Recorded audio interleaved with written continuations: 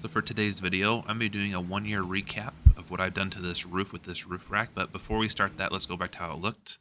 This is what it looked like before. It had a massive air conditioner that just kind of stood out. Solar panel that was supported by like 4 little supports that kind of propped it up.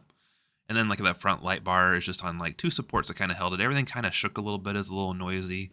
It also wasn't like super fuel efficient either. And you can see that Starlink just sitting there. Starlink's been up there for a while. That'll come into play. So this is what it looks like now. This is a Melapron roof rack. It's probably one of the best racks you can buy for the money that they charge.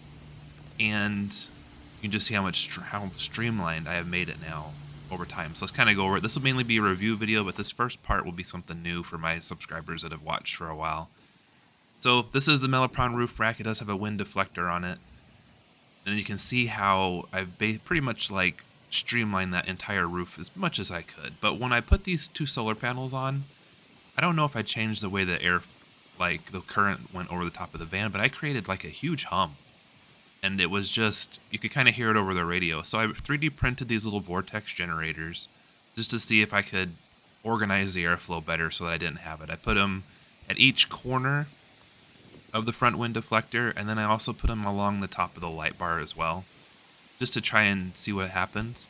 Actually, this, along with these little channel guards I put in, did make the hum. You can't hear it over the radio. The hum is still there, but it did decrease the sound of the hum, so I was actually pretty impressed. I'm trying to take these little channel guard things out of here, but anyway, there's a gap in top of the 4040 aluminum, so I thought if I smooth it out, maybe the wind flow would be better, so I can show you what those look like. And then here's the 2 solar panels as we move on. 2 200-watt Renogy solar panels. The Melapron rack lets the 2 sit side by side, which is pretty nice. That saved a lot of space in the back.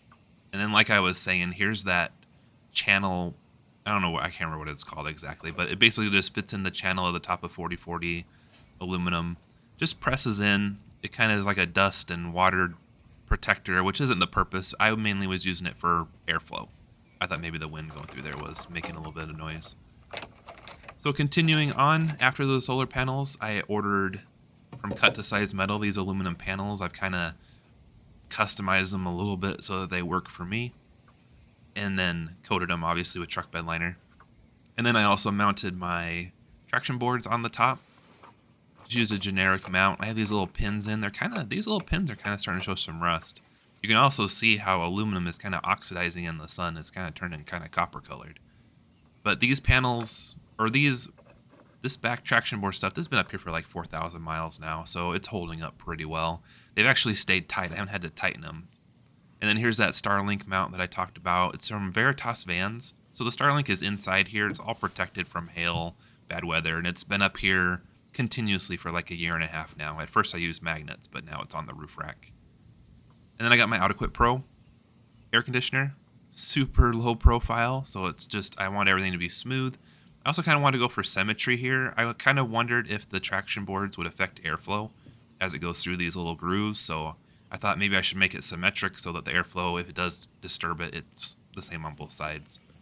And then I have this little back panel just for symmetry right now. I have no purpose. I haven't used it for anything. I don't know why it's discolored on the back, but yeah, this is basically what the roof looks like now. Need to add some lights, I think. So, future upgrades. I got a ladder on order. It's going to go on the side, driver's side, right in front of the rear tire. So no more step ladders and no more expandable ladders. Let's have a permanently mount one. Mounts right in front of that front or the rear tire. I'm hoping those fresh or low point drains are not a problem, but we'll tackle that when we get to it. I also have the Wolfbox video rearview mirror ready to install. So the van is still in the shop. That's why the monster box is sitting in my basement right now. But once the van gets back, I should get on with these projects. So like and subscribe for more content. Thanks for watching.